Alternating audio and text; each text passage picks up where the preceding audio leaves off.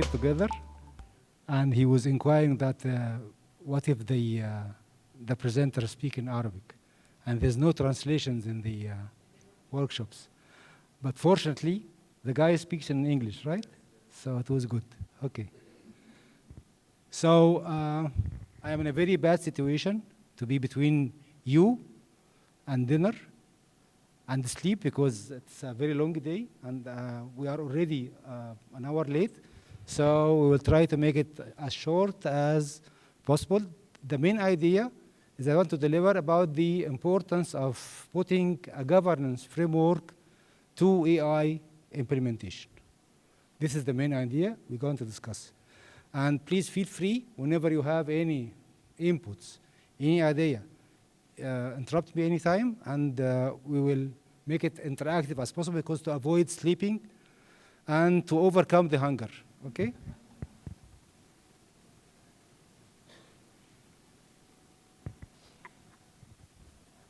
I'm Osman Azab. I am the ISACA Cairo chapter president. I'm currently head of internal audit in a microfinance company.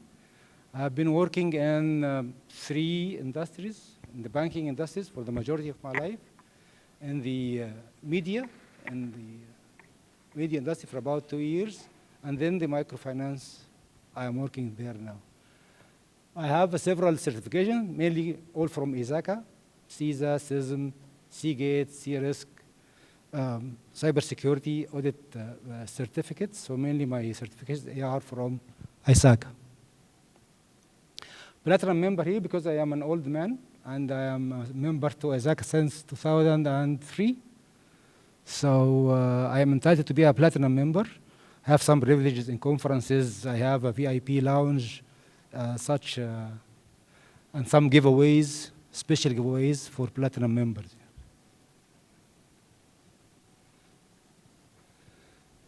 So forget about the agenda. We'll go directly into the subject to avoid any more time.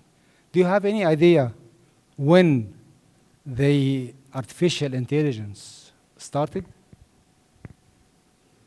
2 years, 3 years, 5 years? You said it? Yes, yes. Because I didn't know this until I was digging about the presentation. Then I found a paper IBM issued. So it started since the 50s. This is published by IBM. And then the machine learning came in the 80s. And then deep learning came in 2010. And then the generative AI, which is the last thing now, is from 2020. So yes, I was surprised, same as Dr. Sarah was saying, this it is very more than 50 years ago, 70 years ago. So for sure, Dr. Sarah said the identification or the what is AI. AI simply is a way that we can make the system designed to perform tasks same as the human brain do. Analysis, compares, decisions, all these things. There are main components for the AI, machine learning, which is the first one, and the natural language processing, the second component, computer vision, and robotics. They are all using each one. So robotics using the first 3, computer vision using the first 2, and so on. There are 2 main types of AI. We have functionality-based and the capability-based types. So from the capability-based, we have the narrow AI, same as was Dr. Sarah was saying in the previous session, general AI and strong or super strong AI. And we have, according to the functionality, we have reactive machines, we have limited memory, we have theory of mind, which is still not yet on the market, still under study, and self-awareness, which is the next step of the AI. Narrow AI is that most of us used to do to use, such as it is like the image recognition, translations. You know, there are softwares that you can say what you would like to say in another language, and then it will tell you by voice the translation. And also, if you take a picture of a sign, and then in German, and then to translate it into English or whatever, this is the first one was used. And then general AI, which is the processing general capabilities similar to human, like ChatGPT. Another one, the third one was artificial super intelligence. It's able to have a knowledge, build the capabilities, develop itself. I don't know, can we say itself or him or she's? Do you have any ideas? Is it itself or himself or herself? Herself. As you said, yes, most of them are Clara, Siri, are all ladies, so it's herself.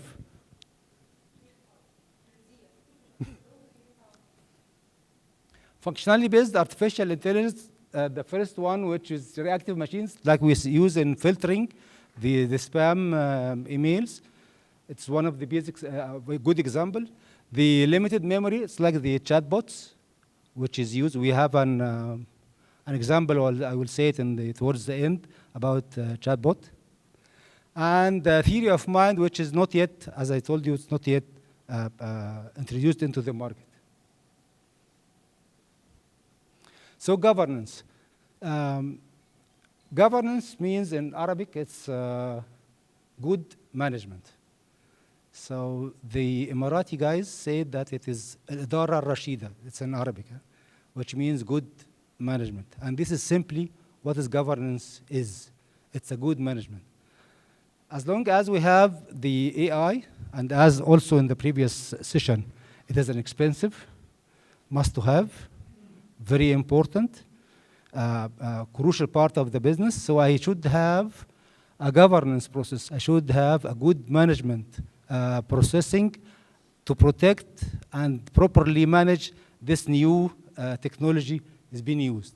So this is what we need to have a governance framework to handle the AI implementation or deployment. The key issues related to AI that we need to have a transparency. You need to know how the algorithm is working, how it makes the analysis, what data he is using. So all of this should be transparent and clear to everyone. Accountability, one of the main issues is accountabilities. What is accountability of the developer who wrote the algorithm? What is the accountability of the user that is using the system?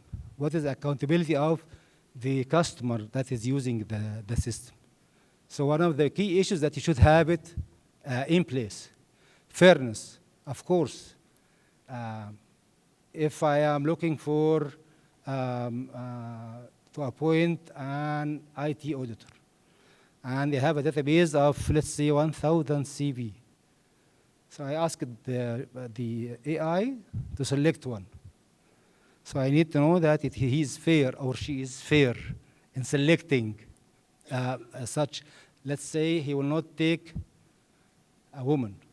He will not take someone from US or someone from England. So this is, the fairness is a key issue in the governance of AI.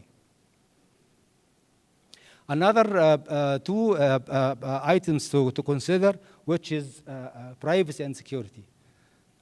You know, the main big issue with ChatGPT is he is breaking all the rules, right? So far, he is using data without giving you the resources, without taking permission from anyone. And in when it was first started, it was claimed that ChatGPT is having a disclaimer on the intellectual property, that whatever data he is collecting or she is collecting, it is not related to a specific one. So, and he is also reformatting the structure of the data, so it is a different IP. issue. It's not related to the one who is actually originating the one.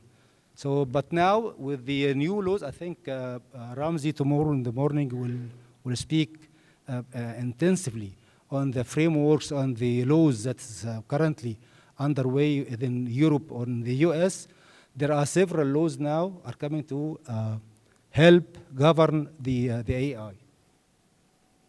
The security issues. We heard in the past 2 days that there are people taking an Excel sheet of a company or an entity and putting the Excel sheet as it is into ChatGPT and asking ChatGPT to produce analysis. So how could you make sure that this data, if it's confidential, it will not be used in another way? So the security is one of the key issues you should consider when talking about AI. So one of the first issues to make to govern the AI is to look about the applicable regulatory frameworks. In Egypt, what regulatory frameworks you have? If you are in the banking industry, you have the central bank framework for the cybersecurity.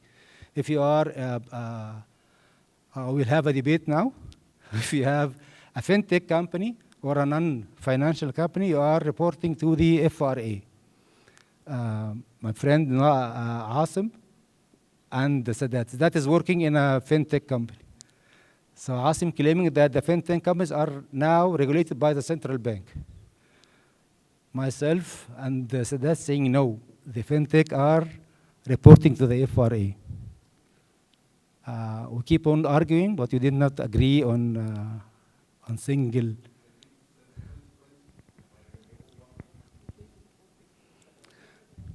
But on ground,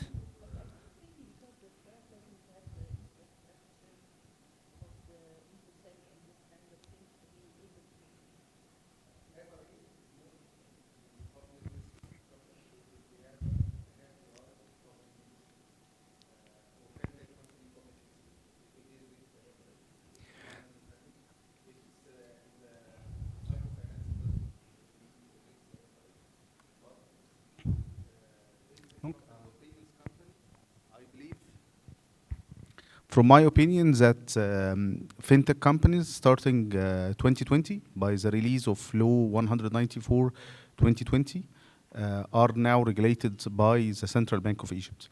Unless this payment company or fintech company is publicly listed, so for sure it will be regulated by FRA. If it's a microfinance company, so it will be regulated by FRA. So maybe the on-ground implementation differ a little bit. However, by more regulatory practice, it will be more visible to us.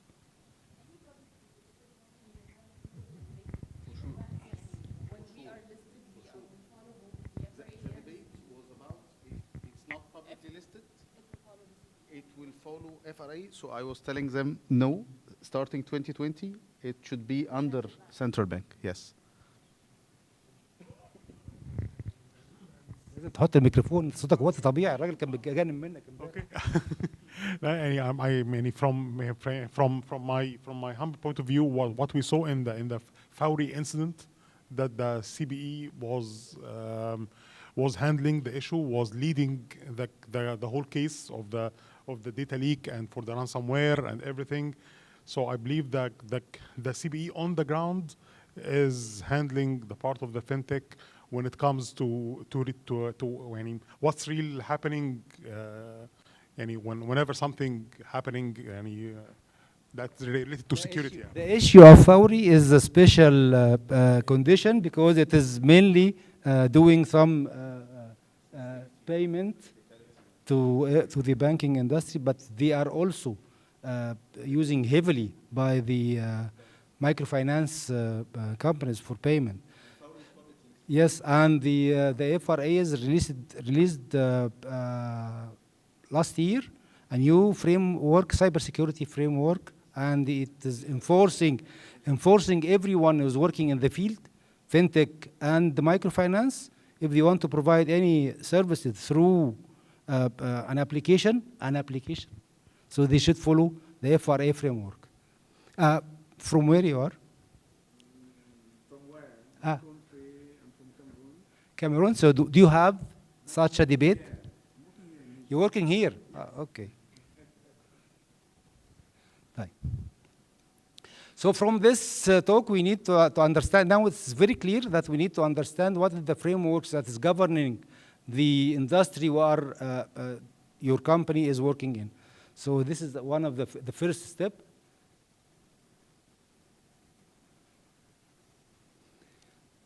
We discussed thoroughly now the framework, what is the regulatory framework, like the CPE, cybersecurity, and FRA, cybersecurity frameworks. Such frameworks will ensure several principles. Ethical standards that is used in algorithm creation, safety and security, because the breach of the confidential data we need to tackle, transparency, and everything should be explained. Why I pick up this information, why my analysis is based on this and or based on that. We need to document, and this is to be cleared and easily used, easily accessible. Data protection for sure. We need to, but in order to apply any data protection rules, you need to first to have a classification of your data, if it is confidential, top secret, or public use, internal use, or etc., so that when AI systems deals with it, can look thoroughly and carefully about these items. Accountability and liability, and I will say an example. I said it yesterday when was with Sam. Air Canada lost a suit due to a chatbot. One of the customers checked with the chatbot of Air Canada about the cost of an excess luggage. The chatbot told him X, the amount X, and then the guy put the tickets. When we went to the airport and we will check in his bag, they charge him extra because the chatbot told him wrong information. And it was a case. Air Canada tried to avoid liability and threw it to the chatbot. But they were proven that the chatbot is used by the company and it is in-house developed, so they could not prove it, and then they lose they pay compensation to the customer. One of the key issues we have been talking also in the past few days, the human oversight. However, you put standards, you put framework, you put ethical standards, you make everything, you should also have someone seeing. You know, the same as no one is old enough like me when we first started using the calculators. So the eldest guys was telling us, don't use the calculator, use your mind. You'll be stupid if you keep using the calculators. So now the same, but different scope. Also should have an human interface also for a simple check or random check. Anything that you can rest assured that the information you're using is correct. I will skip this for the sake of time because this will, Ramsey will talk deeply about it. There are several laws and regulations regulating the use and the application of AI.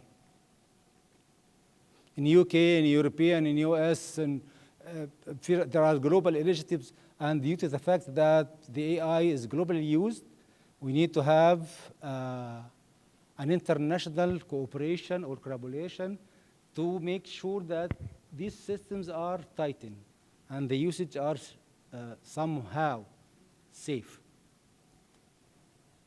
And this is one of the roles of for example, ESACA is doing. It is global organizations, and whenever there is a new technology or an emerging technology, they gather experts from all over the world, and then they try to make standards, to make a framework. So this is very important.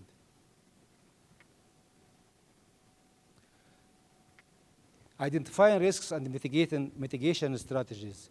Any new technology is undoubtedly have its own related risks. We should be aware of such risks, and there should be a risk management mechanism in place. And it is very simple, same as any risk management system. You identify risks and assess such risks, and then try to manage, either transfer or not applying AI, so you avoid, or try to put some mitigation, or transfer. Let someone else do it.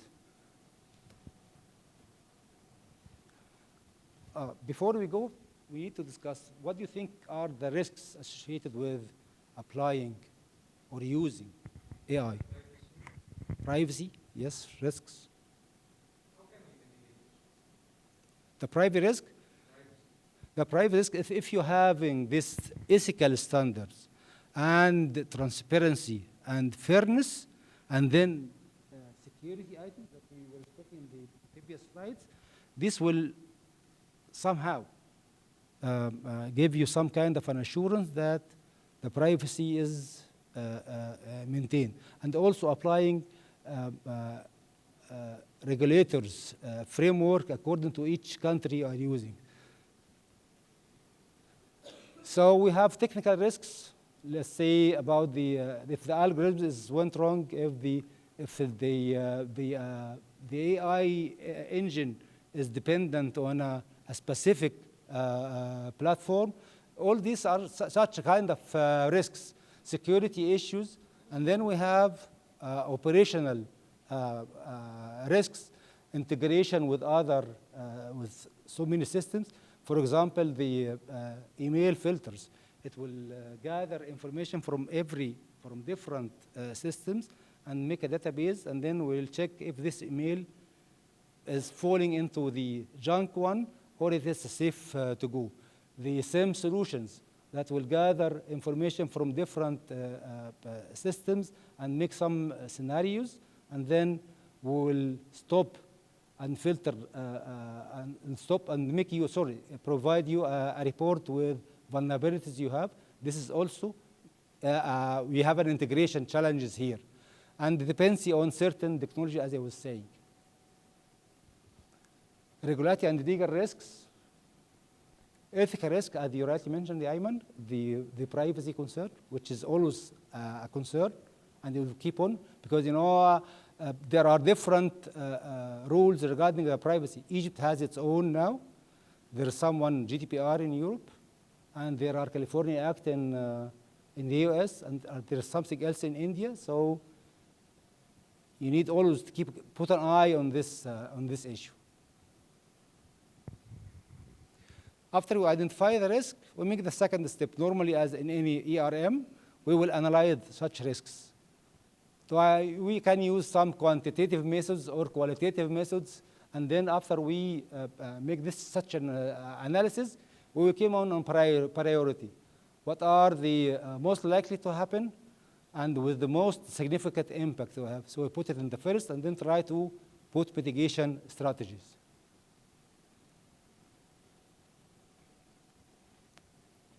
Dr. Saraba, I will ask you a question here.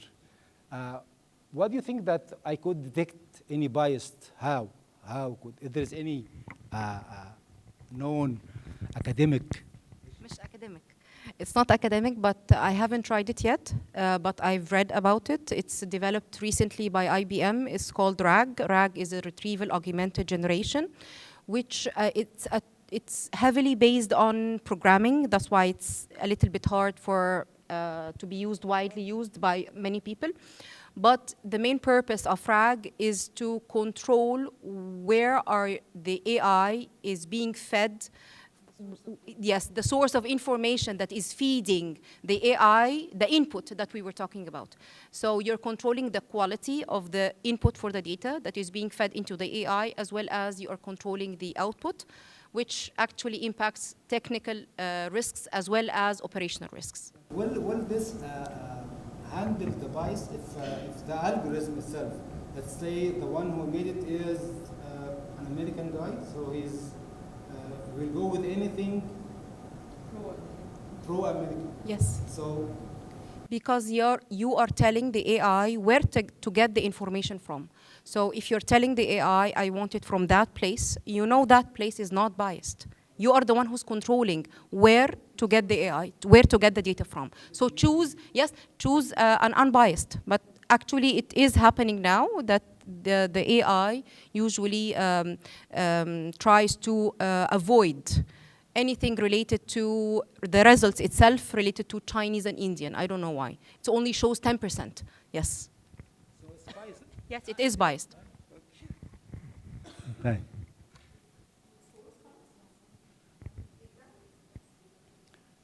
So I will keep on mentioning the human oversight, because so far this is what I am convinced of, that الhuman هو اللي هيكتب, the one who's writing the code to tell the AI where to retrieve the yes, data and then from. someone human also should review what is embedded control, because any risk management framework will have an automated controls and embedded controls and the manual controls. So you should apply the three, of course.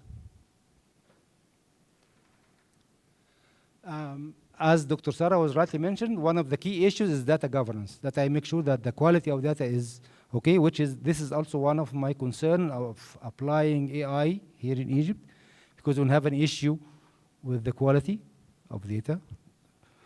And Amira can tell us poems about it. But yani, let us keep it secret. Okay.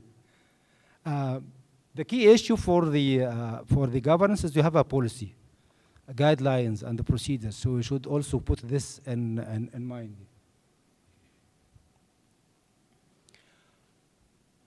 The word of responsible AI deployment, I like it. It sounds like music. Responsible AI. I believe that AI is not responsible. It's a dream, yeah. So, okay. We will discuss also within the responsible AI, we need to consider the ethical, the transparency, the fairness, and to be benefit for the society, not only for the use in the specific individual company, but also for the society, to be used in the good way of the community. For example, we can use an AI within the Social Solidarity Ministry to gather all the information of the non-NGOs and to identify who is the beneficiary from this, and we apply something like the I-score issue for the people that are seeking for subsidize or so we can have a profile, so when we study the case, we can say yes, this can have X amount of money, and this no, he's taken too much from several organizations. And it can do same like the I-score idea.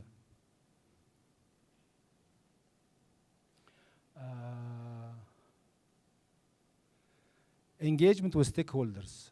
When we apply or we deploy governance, we should consider and keep continuous engagement with different stakeholders, whether are the top management, the users, the control functions, the risk functions, and also the end users, to be in the same pace, and they are keep up to date, as we say, continuous education and awareness, so they can have, because you know the system is developing and he's learning by himself, so by itself. So we need to always engage the stakeholders in discussion and having feedback, so that the AI system can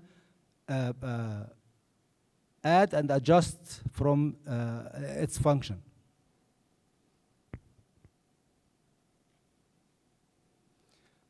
The part of ISACA, I think last December, issued a white paper on how to use COVID 2019 as an AI governance tool. You need to ask yourself the listed questions here. Why you are doing this? Why we are having AI? because it will make our life easier, right? So is it really making our life easier? Yes or no? If yes, okay. If no, we should take another direction. What problems this technology is solving? What is the cost-benefit analysis for applying the AI? Then, how we will govern the implementation to ensure the ethical standard, to ensure fairness, to ensure transparency, to ensure accountability, to ensure data privacy, to ensure the security of the items. So all these questions should be asked. This will help you to govern the AI implementation. How we are ensuring that the security and the protection of the data. Do we have a classification of data? If there is any measure inputted within the AI system that will ensure that the high risk or the high importance data will not be breached, will not be published, will not be shared with anyone else? What problems or vulnerabilities might have? So I put every mitigation to each vulnerability that is existing. So all these questions you should keep in mind and keep on asking it frequently. We already tackled the case of Air Canada.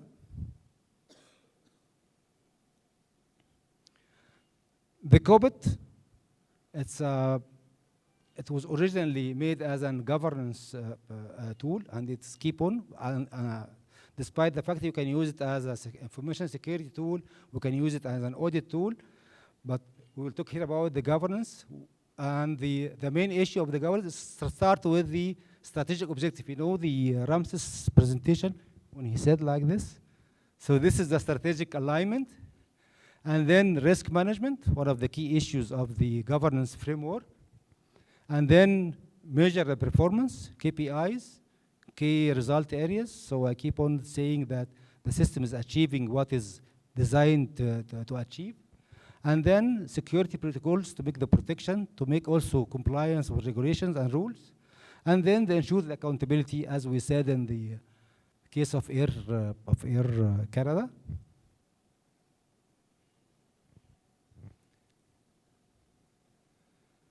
So the first step to apply the governance, to establish a governance framework. And then I developed the policies and procedures that would ensure the transparency and the ethical standards and all the other items we have been talking in the past half an hour. Ensure compliance and regulatory adherence, apply risk management, apply data governance, apply the quality of data, which will ensure that the data is correct, and then I can have some assurance that the outcome will be correct.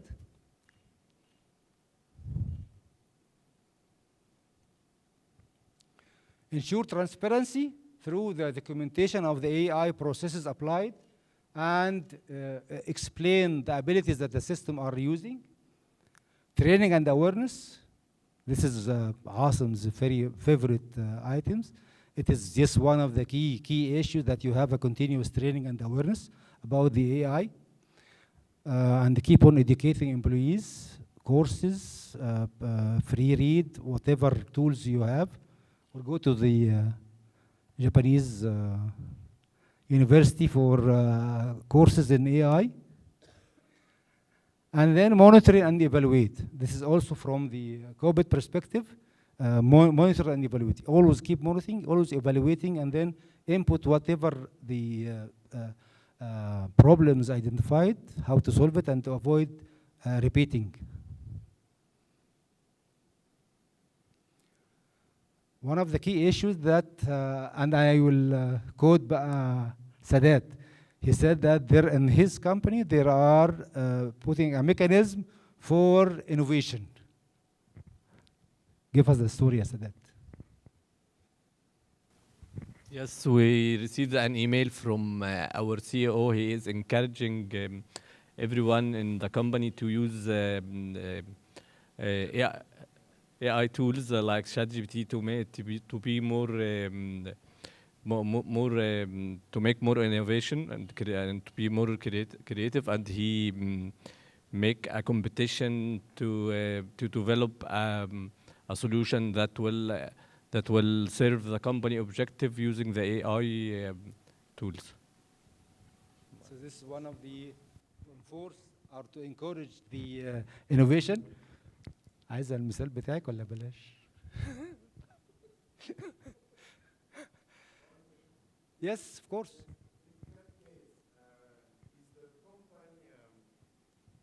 Allowing personal user account, or are they corporate user account for chat GPT, for instance?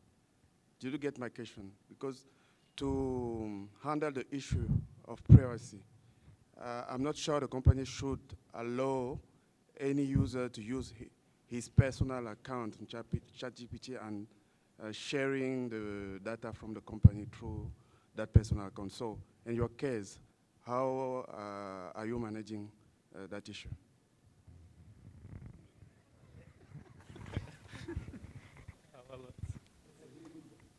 Actually, yes, it was the employees using their personal accounts, but we depend on the culture or the cultural awareness of the employees that we have a good practice of security awareness training for the employees. They know which data that they need to share and which not to share.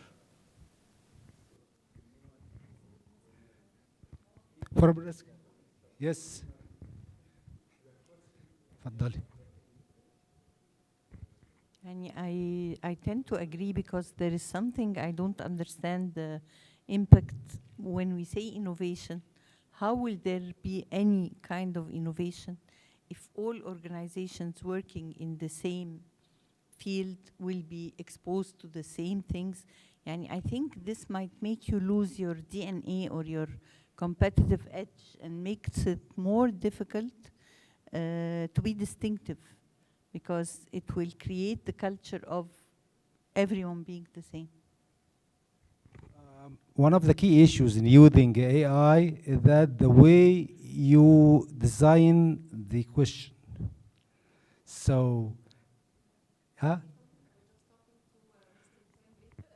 Just before, in his presentation, he showed a picture generated by AI. After his presentation, I told him, I wrote a completely different prompt, completely different. We weren't together at this time, we weren't talking. And the AI generated the same image as his. He wrote down a completely different prompt in his room. I wrote a completely different prompt in my room. And actually, the purpose of his presentation is completely different from mine. And he generated the exact same image. Yes? I have an explanation. I have an explanation. Whenever the AI does not know what to do in a question, he will figure out something. So I believe that you give him a very sophisticated questions, and I know Sam, he will definitely tell him a very complicated question. So the poor guy, he didn't know what to do. So he's got, let's say he's got, if you don't know, put this one. If you don't know, do this. This is one of the, sure, it's one of the algorithm items. If you don't know, put this. Don't say, I don't know. You will say, put this one. It is very high. That's why the human oversight. Yes. I think one of the new jobs that will be generated by due to the AI implementation is an AI governance guy. So he will try to put, as Mrs. Nabin was saying, the DNA of the company. It's not to be diluted through the intensive use of AI.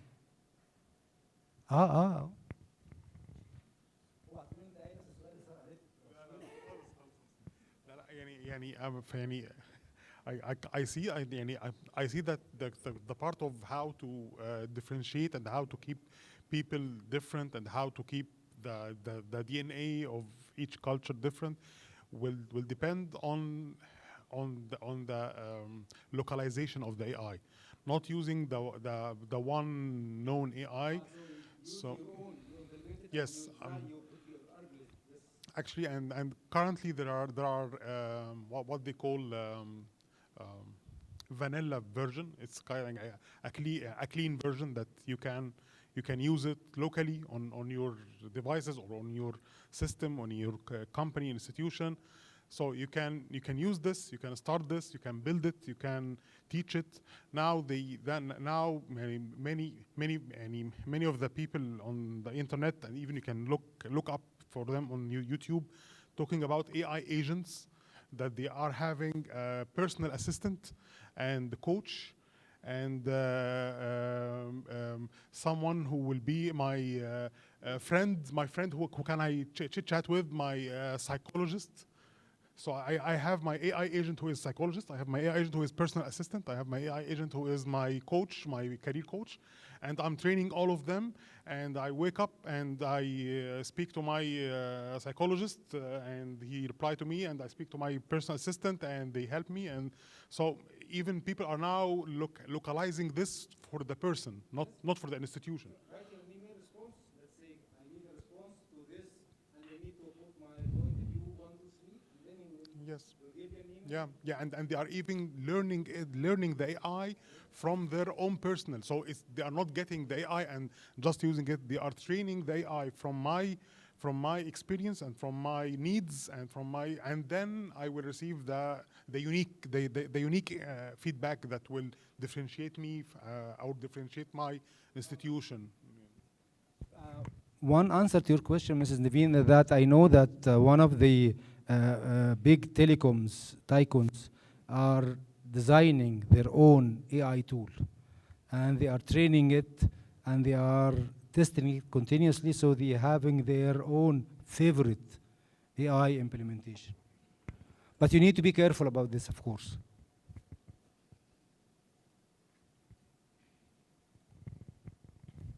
So let us agree on AI will potentially change the way we do work. It is now already on a personal level, as Wissam was saying, it has changed the way we do everyday activities. AI effectiveness largely depends on the responsible implementation, using the ethical issue, trying to avoid bias, try to apply data governance rules. Do not ever oversight or give attention to applying a governance framework. Try to avoid risks as much as possible. Take the whatever benefits or potential benefits of AI implementation now and keep going. Take the time for yourself to develop a tailored governance framework until there is someone like Asaka will issue a version of COBIT with AI. So AI is there, and I believe it will be there for a time, and it will go bigger. And so, in this I have one tip remain. Whenever you use ChatGPT or AI now, try to put first, please, and last, please, because you'll never know what will happen tomorrow. So the AI will keep. So yes, definitely put please first, and then please, and thank you in the last. Put namesti this. So you'll never know what will happen tomorrow, just in case. This is the one of the main tips I have in mind so far. So I think this is all. I have tried to squeeze it as much as possible. If any questions, yes.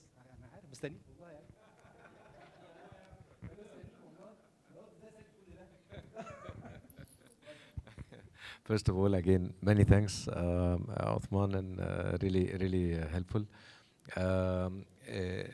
To your point, when you were saying vanilla products are there and you can use these vanilla and customize it, if I'm not mistaken, did I understand you well? Does that solve the data privacy issue? Does that mean that I own the product and as an institution I can put it in my own servers and it doesn't really get leaking outside my institution?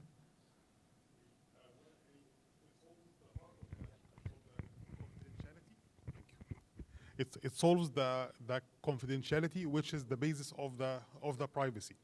But for the privacy is more about consent.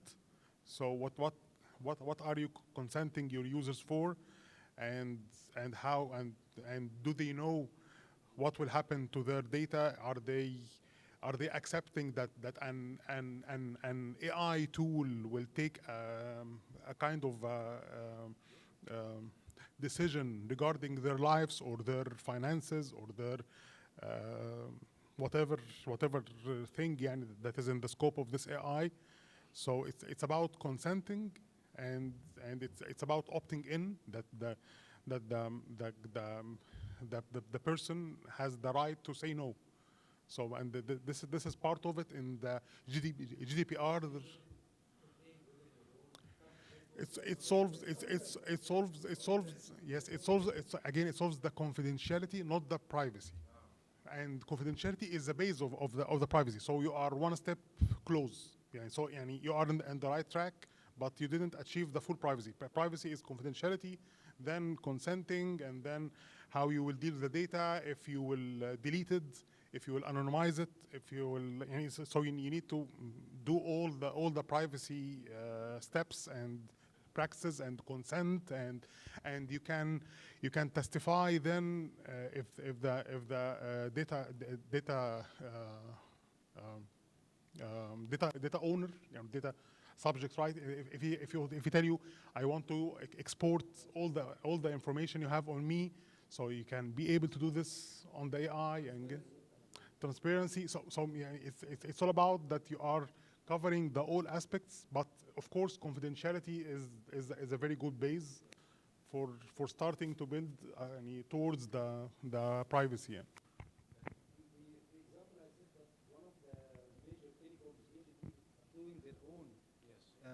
AI system, and they are doing intensively. I personally saw the beta version.